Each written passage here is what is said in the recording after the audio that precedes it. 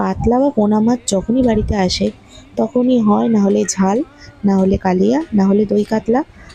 তো ভাবলাম আজ আর এটাকে এভাবে বানাবো না, একটু অন্যরকম করে বানাবো। তো সেই মতো বানিয়ে ফেললাম। তো প্রথমে মাছগুলোকে আমি নুন আর হলুদ দিয়ে লাল লাল করে সর্ষের তেলে ভেজে নিয়েছি, ভেজে তুলে নেব।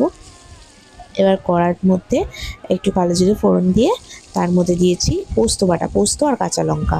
পোস্ত আর কাঁচা লঙ্কাটাকে আমি নুন দিয়ে মিক্সিতে পেস্ট করে নিয়েছিলাম, একটু নুন দিয়ে পেস্ট করবে। তারপরে দিয়ে ওর মধ্যে মিক্সি বাটিটা ধুয়ে একটু জল দিয়েছি। এবারে হাফ কাপ মতন ফ্যাটানো টক দই, মানে টক দইটাকে ফেটিয়ে রেখেছিলাম সেটা দিলাম, আর দিলাম একটুখানি চিনি দিয়ে এবার মাছগুলোকে দিয়ে মিশিয়ে নেব। এইটার কোনো ঝোল রাখার দরকার নেই, এটা একটু এরকম গামাখা হলেই ভালো। লাস্টে কাঁচা সর্ষের তেল ছড়িয়ে দিয়েছি, দিয়ে নামিয়ে নিয়েছি। গরম ভাতের সাথে দুর্দান্ত লেগেছিল খেতে। আমার তো ভালো লেগেই ছিল, আমাদের বাড়ির সবাইও বলেছে ভালো।